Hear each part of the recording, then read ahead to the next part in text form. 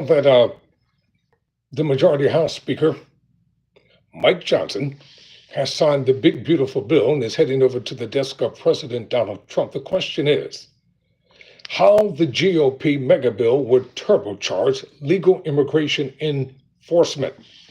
Congress is poised to pour tens of billions of dollars into more immigration detention, private jails, and border operations, plus new ICE partnerships with local police and sheriffs. Tyrone Bowman, live. According to Bolt, let's talk about this article written by Daniel Nichanen. So here we are. The $171 billion.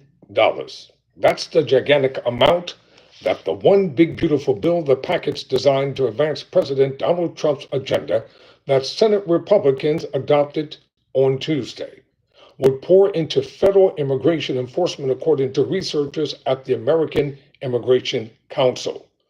The bill would massively scale up immigration detention facilities to the tune of $45 billion over 5 years, help recruit thousands of new immigration and customs enforcement agents, and devote $47 billion to building a border wall, more than the 3 times what the first Trump administration spent on the wall, plus billions more for conducting operations at the border, all on top of funds that Congress has already appropriated to ICE and other federal agencies. It would rain money, at least $14 billion, on local law enforcement departments to incentivize them to partner with federal authorities and serve as a force multiplier for ICE. Now, this is important, and you have to know how to dissect things when you read and when you hear them. They will have total immunity to do whatever they feel as though they want to do, regardless of how it's going to hurt any and everybody. I told you a couple days ago in some videos about the prison industrial complex and the correction corporations of America. That's what private jails are about. They are owned by private corporations, in some instances, private individuals. And they're traded on the open stock market. A person can invest in the prison industrial complex, in the Corrections Corporation of America. This is a mammoth money-making entity, and those beds have to remain full at all times. It's not about rehabilitation, people. It's about privatization of prisons. And the reason why it's called privatization, because they are a corporation, and it's owned by individual investors. And once these individuals, and like it or not, there are a lot of bad people in society. Yes, there are. And many people have committed some horrible and heinous crimes, and they cannot be run rampant in the streets to continue the lawlessness. I don't disagree with a lot of things that President Donald Trump does, because I understand the rationale behind them. But the one thing I do is educate and inform individuals so they understand why things are being done. And the main thing that people have to understand is that the one big beautiful bill is not what people think it is, because it's going to hurt everyday people. So that term, force multiplier for ICE, that means they will be recruiting, and you can believe they're not going to be hiring Black people. They're recruiting a certain type of individuals. Adriel Orsko, Senior Policy Counsel at the American Immigration Council, says this money will pull police and sheriffs even deeper into the work of enforcing federal immigration laws. They'll be cajoled into more patrols at the border and help identify, arrest, and detain more immigrants, even though immigration violations are not criminal offenses. In particular, the funding is meant to expand the federal, which is 287, program through which ICE authorizes some sheriff's deputies in participating counties to act as its surrogate agents The Trump administration this year extended the program to cover encounters that deputies may have during regular patrols, as opposed to just interactions within county jails. Even jurisdictions that cast themselves as friendly to immigrants' rights may feel the pull of this money, or says, let alone the myriad immigration hardliners who lead local agencies. Bolts reported earlier this year how California's Alameda County, one of the nation's most liberal counties with explicit sanctuary protections in places, still shares sensitive data with ICE in exchange for federal money. This is a widespread dynamic that suspects will explode further given the amounts at play, he said. Quote, this money is going to ingrain immigration enforcement in all aspects of local law enforcement. You all know people will basically do anything for money. I said people will basically do anything not to starve to death. Bulks talked to Orcoso on Tuesday to understand how this megabill would magnify enforcement, the various programs and initiatives it would fund, and who stands to benefit as a publication from the article that I'm reading, the legislation, which is already passed, so that part I'm not going to read. So the bill devotes billions to Trump's immigration agenda. How do you expect this large sum will transfer the landscape of immigration enforcement? This is what the writer of the article is asking the council here. The vast majority of this funding is focused on punitive immigration enforcement. There's $45 billion for ICE detention. From what we've calculated, it's going to be more than double immigration detention. We've calculated this is going to fund about 116,000 beds for ICE detainees right now. There are about 50,000 beds, though plenty of detention centers are overcrowded, and ICE is pushing the limits of its detention centers' capacity. And the Senate bill has nearly $30 billion to support ICE's immigration enforcement efforts. And part of that money is to be used for additional personnel based on the breakdown laid out in the House bill. They are looking to hire 10,000 new ICE officers. Editors note right now, ICE has approximately 20,000 employees, of which roughly 6,000 are deportation agents. So we're going to see more arrests in the community. One of the main goals for this administration is to cause fear and confusion for the immigrant community. They're really pushing for people to decide to self-deport, so they want people to feel insecure. So on this surge in detention, who is set to manage this? Are we talking about local jails and state prisons, or about federal authorities opening up facilities directly? A bit of both. One of the pots of money, $3.5 billion to compensate states for locating and apprehending non-citizens, covers the temporary detention of non-citizens. Recently, we have heard of Alligator Alcatraz, a new detention center in Florida that's going to be a soft-sided facility with tents. The goal is to have capacity of 5,000 individuals. We might see more such facilities spring up, and the editors note that the detention center was set up with the active involvement of Florida Governor Ron DeSantis on Tuesday, hours after the Senate passed the reconciliation package. Trump advisor Stephen Miller, one of the architects of Project 2025, said during a Fox News segment on the detention camp that more governors ought to call DHS, work with us to build facilities in your state, end quote. But the likelihood is that they be built by private contractors or operated by private contractors. The money that people are going to make, and the fraud and the waste and the stealing that will go on.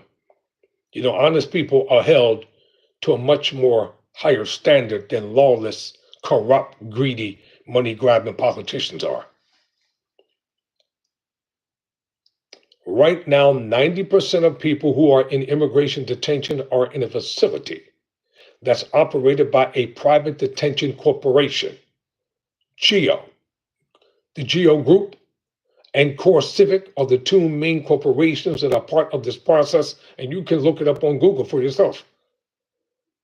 And we've heard from their earnings calls that they're very excited about getting more money and to expand detention. Private corporations. You don't think kickbacks are taking place all the way around. You're going to hear more lies during the midterm election from these Republicans than you've ever heard in your life. But there are going to be a lot of changes taking place too. This Senate package only provides vague instructions on how federal immigration agencies should be spending these billions. So who has the power to decide here, and what are the oversight mechanisms? The Senate bill, in contrast to the House bill, which provided funding for specific things, provides so much discretion. It gives agencies flexibility to determine how to spend the money, how much they want to use to provide for new agents, and to expand expedited removal.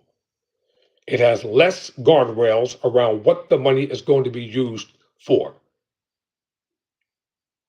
And there's a bigger problem. There's no reporting requirement to Congress, no oversight mechanisms. And the Trump administration earlier this year gutted oversight agencies within the Department of Homeland Security, the Civil Rights and Civil Liberties Office, the Office of Immigration Detention, Ombudsman. Those didn't have much teeth, but they were likely to be able to submit complaints about civil rights violations or issues in immigration detention. But now those agencies have been whittled down. In fact, Republicans, through the appropriations process, want to go further and eliminate the immigration detention ombudsman office completely. Yeah, because they want lawlessness to run rampant and pretend that nothing's going wrong, but put all the blame on Joe Biden. He's not even the president of the United States anymore. If you let them tell it, Biden never did anything good, if you let them tell it. Obama never did anything good. Yet President Obama, in the 2 terms that he was president, saved the recklessness that the big corporate private sectors in America caused. He saved the recklessness of the Republicans and the destruction that they caused in this nation, and all they could do was hate him for being born black. And Obama is a biracial individual, but they still hated him. And they still hate him to this day. That's why I can never be a politician. In the past, local law enforcement has been a force multiplier for ICE. The agency is big, but not so big as to carry out an agenda like Trump's on its own. Will that change given the massive amount of money devoted to increasing ICE operations? ICE fundamentally has to rely on local law enforcement to be able to meet the numbers that it wants to meet. It's less costly and much more safe for ICE agents to be able to arrest individuals who are picked up during local law enforcement actions and then show up in jails. You're seeing now how difficult it could be for immigration arrest on the street, especially when you have so many protesters who are upset about the way that these arrests are being carried out. And so ICE relies on local enforcement.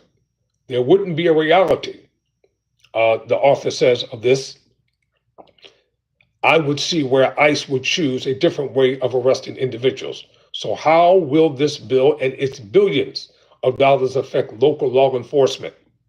What should we be watching in terms of how this transforms local police and sheriffs? This bill includes a lot of money to fund state and local government and their collaboration with ICE. There's at least $14 billion that will go towards that. It's likely higher, but some of the other funds in the Senate bill for this purpose are in large pots of money, and there isn't a way to identify what portion will go directly towards state and local collaboration. So let's start with 287G agreements, which are agreements where ICE deputizes local law enforcement to carry out some of their duties since 2012.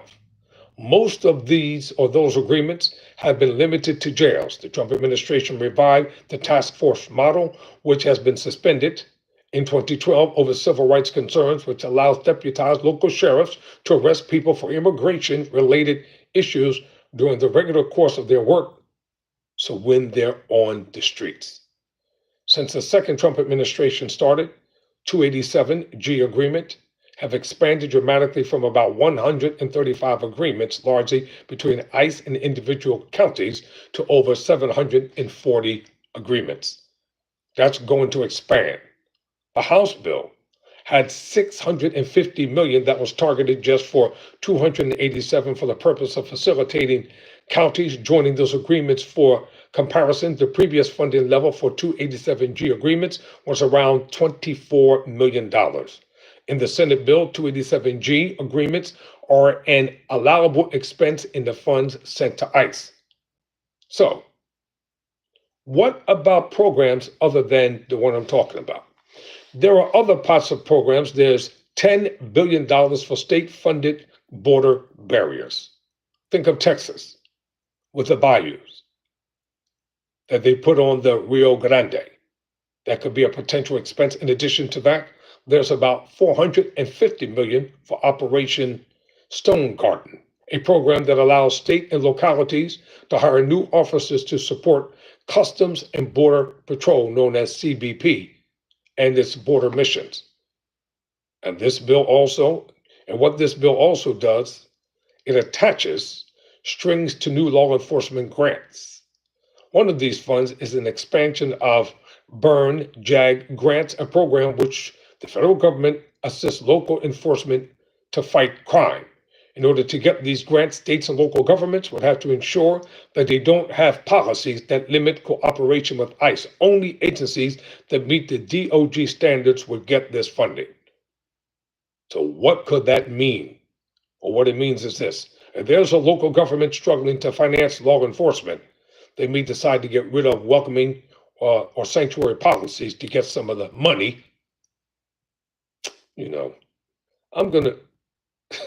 I'm almost finished with this.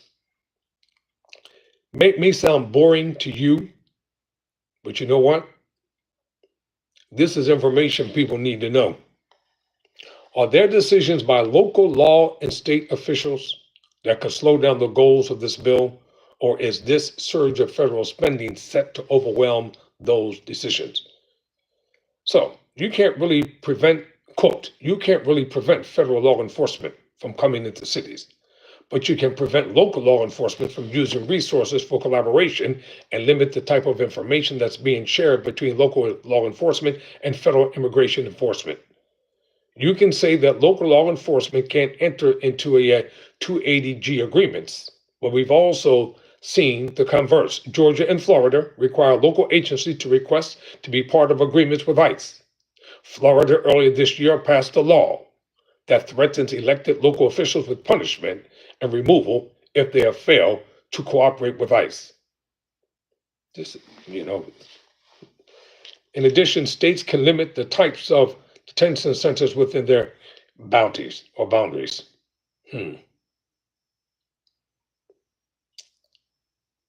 See, this is the problem. In layman's terms, you can make all the laws you want. And you can put all the hateful, mean, despicable, racist, bigoted people to enforce them. But the one thing that people seem to forget, and that is this: the Constitution is proven. Do you know why they celebrate Independence Day? Because it was a bloody revolutionary war against England that the 13 colonies were formed from. It was a war. And that's what people don't understand when they're celebrating these holidays. When the Declaration of Independence was written in the old Continental Congress, which was in Philadelphia, because that's where the nation's capital was. Thomas Jefferson wrote the Declaration of Independence that he mirrored from one that existed in France. And that Declaration of Independence was written so that wealthy white men had total and complete power to be able to do whatever they wanted to do. And people underestimate the power of people. They want people to remain powerless. They don't want people to think for themselves. That's why they hate the term woke. Well, the term woke is never going to die. Educate your own mind. Educate yourself. Read, write, study, research. Buy plenty of books. Don't depend upon AI to be holographic in your home when you want something to read. Study, research, write. So, The big, beautiful bill is more about law enforcement than anything else. And everyday people are going to pay the price for what's going on in this nation and in this country right now. And a lot of people don't believe it because they don't want to hear it. They have psychosomatically deluded themselves in their own minds that everything is going to be all right. Everything is not going to be all right. And lastly, I'll close by saying this. I've stopped reading this article. Preachers, white evangelical preachers, are to blame for what's going on in this country. I don't blame President Trump because he told you very plainly who he is and what he was going to do. But he could not have done it without the support of the white Christian evangelical church. And they're still begging for your money. They're still putting up those phony old videos of hungry, black, starving children over in Africa. They're still telling you, just give, give, give. The more you give, the more you give, the more you give, the more you're going to get. Meanwhile, they're getting richer and richer, telling you you can't live the way you want to live until you die. All I can do is present the information for men and women, and then you can do what you want with it. But don't say you weren't warned. Don't say that you weren't informed. And don't say that an independent voice didn't try to help you. Never surrender. Never quit. Oh, to the one person who's still watching, thank you, because I noticed that you've been here throughout the majority of this video. I appreciate it. Ladies and gentlemen, I have some more research to do, some more videos that I'm going to bring to the forefront. Listen, if you're going to be out observing and celebrating the 4th of July on tomorrow, please be safe. Because there's a lot going on out here. Please be safe in everything that you do. Never surrender. Never quit.